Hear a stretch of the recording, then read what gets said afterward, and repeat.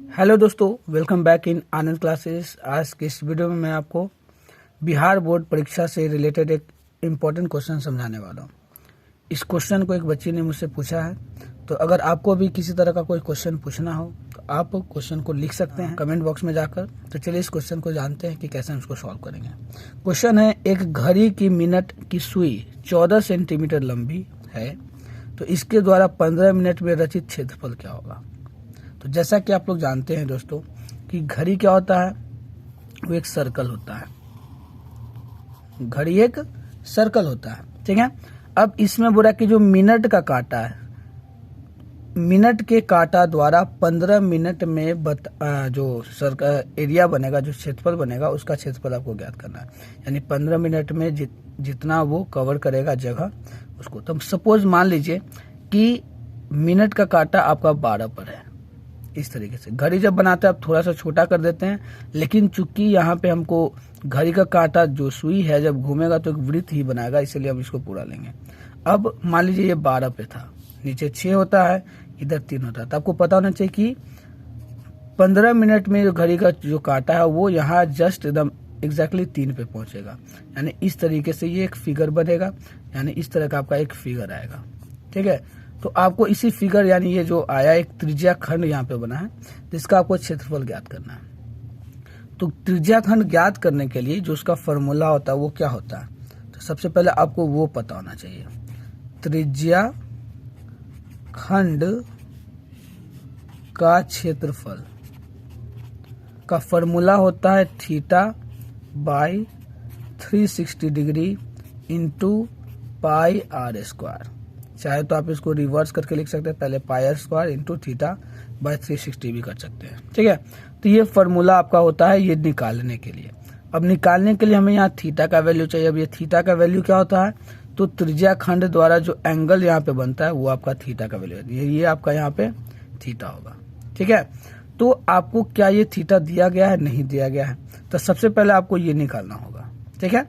अब ये निकालेंगे कैसे, तो आपको यहाँ पे एक बस चीज याद रखना है कि देखिए यहाँ पे जो मिनट का काटा है वो 15 मिनट ट्रेवल किया है, तो 15 मिनट में मिनट के काटा द्वारा बनाया गया एंगल कितना होगा।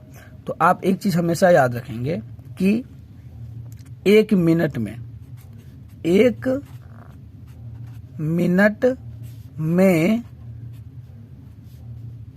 जो सुई है, ठीक है, सुई के द्वारा जो बनाया गया कोण है,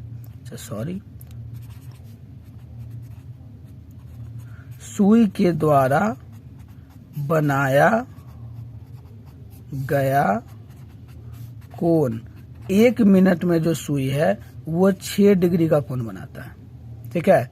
6 डिग्री का कोण, ये फॉर्मूला आपको याद रखना है। अब ये कैसे आता है उसके लिए सिंपल से आप याद रखेंगे कि देखिए जब एक वृत्त में, ठीक है, जैसे सुई का जो मिनट का काटा है अगर वो 12 से शुरू करता है यहाँ से, तो 1 घंटा में पूरा ये रोटेट होकर फिर यहीं पे पहुंच जाएगा। और आपको पता होता है कि एक पॉइंट पे कितना डिग्री का कोण बनता है, 360 डिग्री का। तो 360 डिग्री का कोण बनाने के लिए इसको पूरा एक चक्कर लगाना पड़ा मिनट के काटा को, यानी कि लगभग 60 मिनट उसको सफर करना पड़ा, तब जाकर वो 360 बना।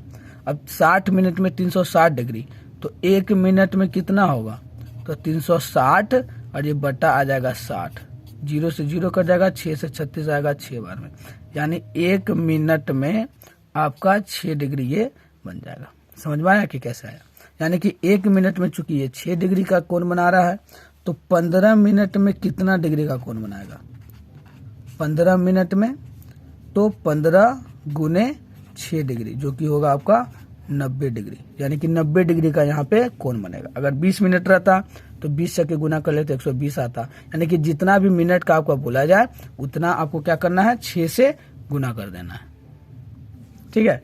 अब आगे क्या होगा, तो यहाँ पूछ रहा है कि देखिए यहाँ पे घड़ी का जो मिनट का सुई है, यानी ये जो सुई है वो 14 सेंटीमीटर का, यानी 14 सेंटीमीटर यानी कि त्रिज्या, रेडियस आपका जो हो जाएगा, ठीक है, वो रेडियस आपका हो जाएगा 14 सेंटीमीटर। और थीटा यानी कि यहाँ पे थीटा यही निकलेगा आपका, ये कितना हो जाएगा 90 डिग्री। तो जैसा कि यहाँ पे फॉर्मूला है पाई बाय 360, तो क्षेत्रफल जो आपका निकालना है, जो आपको पूछ रहा है त्रिज्या खंड का क्षेत्रफल, उसका क्या हो जाएगा, यहाँ पे पाई आपको 90 डिग्री है तो 90 देंगे, बटा में 360 है 360 देंगे, गुना देंगे पाई, क्या है यहाँ पे पाई आर स्क्वायर है, तो पाई का वैल्यू क्या होता है 22/7 गुने यहाँ पे आर स्क्वायर। देखिए आर क्या है, आर 14 है, तो आपको 14 का स्क्वायर यानी 14 को 2 बार गुना में लिखना होगा। 1 0 से 1 0 कट जाएगा, 9 से 36 आएगा 4 बार में, ठीक है। अब 7 से 14 कट जाएगा 2 बार में, 2 से 4 कटेगा 2 बार में, 2 से 22 कटेगा 11 बार में। अब गुना में क्या आया 11 बचा, इधर 14 बचा, और जब आप 11 14 को गुना करेंगे तो आपको आएगा 154। अब यही आपका 154 मीटर स्क्वायर हो जाएगा, सेंटीमीटर स्क्वायर। तो यही आपका हो गया 154 सेंटीमीटर स्क्वायर आंसर। तो आई होप आपको ये मैथ समझ में आ गया होगा।